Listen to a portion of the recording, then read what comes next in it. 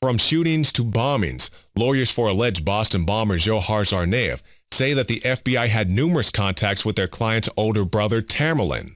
This fits in with the mother of the Tsarnaev brothers stating that the FBI contacted Tamerlan after the bombings and before he was listed as a suspect. Not to mention Tamerlan attending CIA-sponsored workshops and the DHS and FBI being briefed to Tamerlan's activities well before the bombing in Boston. And if you're convinced that all of the prior are simply isolated incidents, watch this. If you ask the leadership of the FBI, most of whose field agents are tireless, dedicated, Constitution-supporting professionals, it will tell you that the FBI, has foiled about 17 plots to kill Americans during the past 10 years. What it will not tell you is that there have been 20 foiled plots, and of them, 3 were interrupted by members of the public. The 17 that were interrupted by the feds were created by the feds. But again, the explosion, the main one there at the Marathon Sports, and then you can hear after that, Paula, it's just absolutely heartbreaking to see this. It's been a year since the bomb attack at the Boston Marathon. InfoWars was pointing out the inconsistencies in the story from the very beginning. Was there any prior knowledge, Joe? Because according to BostonGlobe.com, they said they were doing drills this morning for the same exact thing that happened, according to BostonGlobe.com. Now, was you guys given any warning ahead of time of this taking place? As I said earlier, there was no specific intelligence. Oh, sir, why were loudspeakers telling people in the audience to be calm moments before the bomb went off? Is this another false flag stage attack to take our civil liberties and put more Homeland Security sticking their hands down on the pants on the streets? No.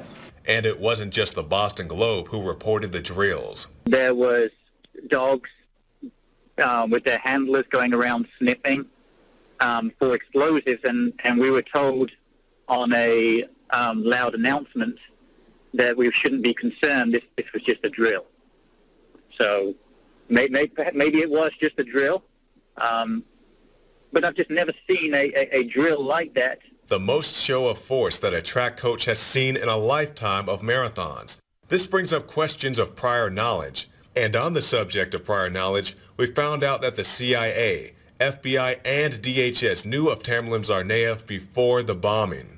Reports show that the older Tsarnaev had previously attended a workshop sponsored by the CIA. The word is also out that the FBI and Department of Homeland Security had been tipped to Tamerlan's visit to a radical mosque in Dagestan, a neighbor of Chechnya. The FBI felt that this was of little consequence and didn't consider him a threat.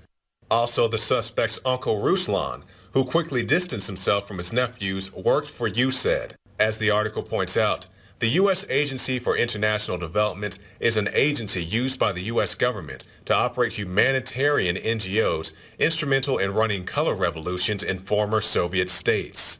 And he just so happened to be the relative of choice for state-run media. I understand that there must be several criminals and other people on U.S. databanks, especially with the DHS putting toddlers on the no-fly list. But if you have a suspect who the Russian government warned you about, attended CIA-backed workshops that the DHS was briefed on, and the FBI interviewed, why does the FBI need public assistance identifying the suspect? Not to mention how the feds reportedly called the Tsarnaev brothers after the bombing and before any other incidents. Somebody out there knows these individuals as friends, neighbors, co-workers, or family members of the suspects. Though it may be difficult, the nation is counting on those with information to come forward and provide it to us.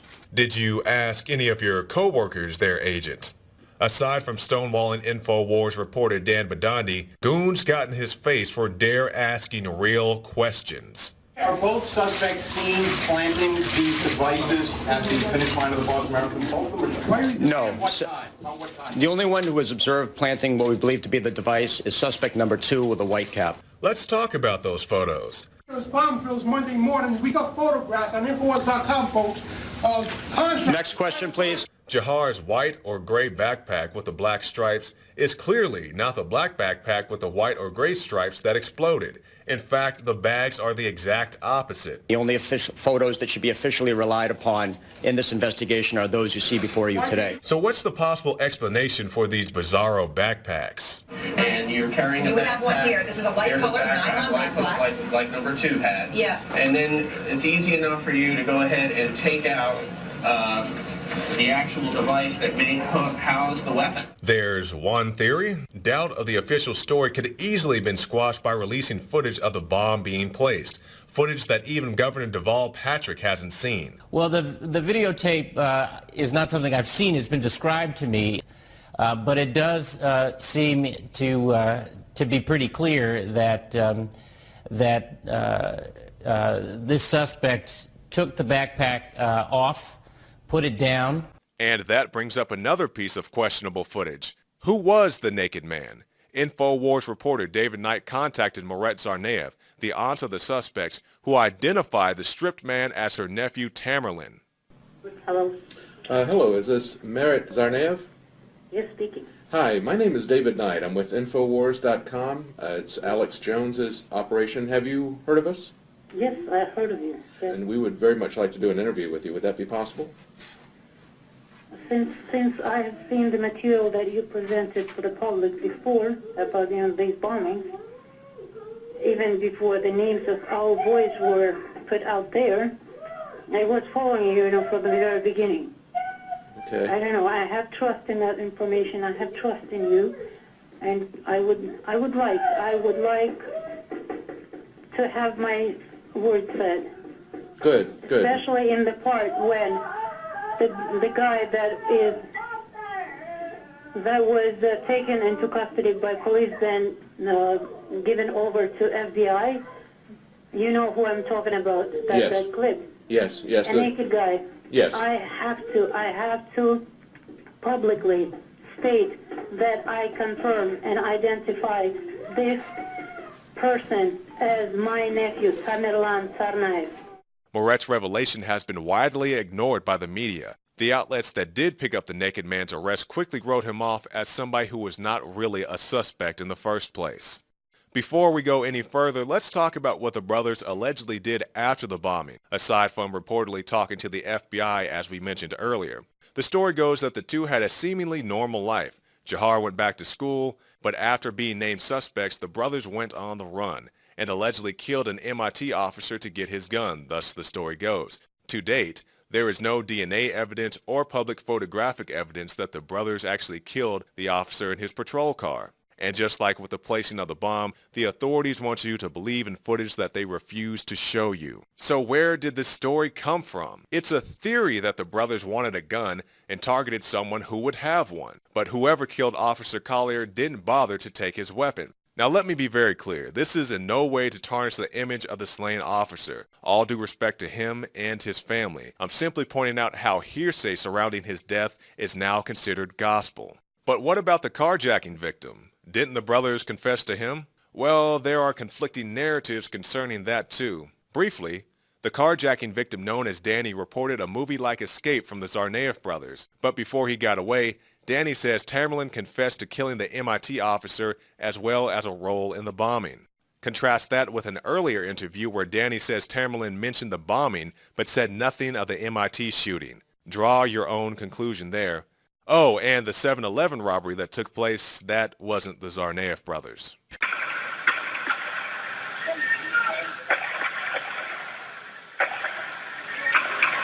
That was footage from the, quote, shootout between the Tsarnaev brothers and the police. This is one of the most contradictory moments following the bombing, with various witnesses contesting whether or not the suspects tossed bombs at the police, whether or not an officer was injured by friendly fire, and whether or not Jahar ran over Tamerlan. If the naked man is Tamerlan Tsarnaev, as his aunt claims, then the official story has much to explain as to how a bullet-wounded man was struck by a car and appears virtually uninjured. Regardless of what happened, after the confrontation with the police, Jahar is able to go and hide himself in a boat, and Tamerlan is taken into custody, according to his aunt. The police state rolled into Watertown with a vengeance, intimidating media, forcing people out of their homes at gunpoint. Door-to-door armed searches without warrant. Police don't need warrants if property owners welcome them into their homes. Families thrown out of their homes at gunpoint to be searched without probable cause. No guns were pointed at any families. Let's watch that clip again, covered by footage of what actually happened. door-to-door armed searches without warrant. Police don't need warrants if property owners welcome them into their homes. Families thrown out of their homes at gunpoint to be searched without probable cause. No guns were pointed at any families. But as you saw with your own eyes, people were forced out of their homes and had guns pointed at them. In the end, it was a homeowner who called the police to report suspicious activity in his boat. Police responded, fired multiple rounds into the boat, and I'm sure were shocked when Jahar was able to climb out of the boat under his own power. He is bloodied, but doesn't yet seem to have the wound in his mouth that would be reported later. If he indeed shot himself through the mouth, I doubt he'd be this mobile, and it's a pretty safe bet that he'd be suffering much heavier blood loss. Jahar is currently in custody awaiting trial. His brother Tamerlan is now deceased. But even with one suspect dead and another in jail, the story didn't end there. An acquaintance of Tamerlan was killed during an FBI interrogation. The FBI's story changed multiple times as to how their agent felt his life was in danger. Whether it was Todashev's martial arts skills or a potential weapon in his hands, the FBI agent shot Todashev execution style, according to Todashev's father. InfoWars talked to Todashev's widow about the killing. That night I was actually in Atlanta, Georgia. I was about 7 hours away from there. I was at work when it happened. And this is not what exactly he said. He felt strange about it. This is not the first interview that was coming over, and they told him that this is going to be his last interview.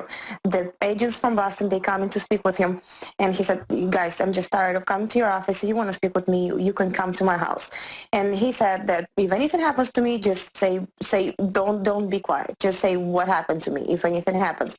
He wasn't scared. If he would, he probably would not even speak with them in the first place. But since he even invited him to our home, that means he wasn't scared of them. And they have interviewed him. He would not respond his cell phone or anything. And they have his friend waiting him outside, but suddenly they let him go after 4 hours. And some of the agents were still with Ibrahim. And as right now, they've been pulling so many statements that he was armed and he was unarmed, and that he was his body was a weapon since he's an MMA fighter. But he just had his knee surgery back in March. He wasn't able to move pretty quick, pretty fast, or do anything.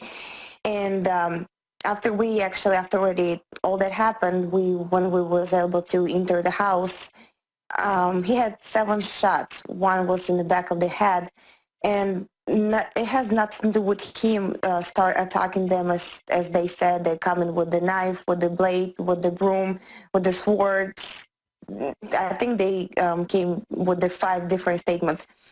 Yeah, for those that don't know, it's important you say that. They've now admitted that he didn't have a weapon, didn't attack them. So as the runners take to the streets once again, let us not forget all of the lies, half-truths, disinformation, and teleprompter reading that has hindered justice for all of the victims of April 15th, 2013.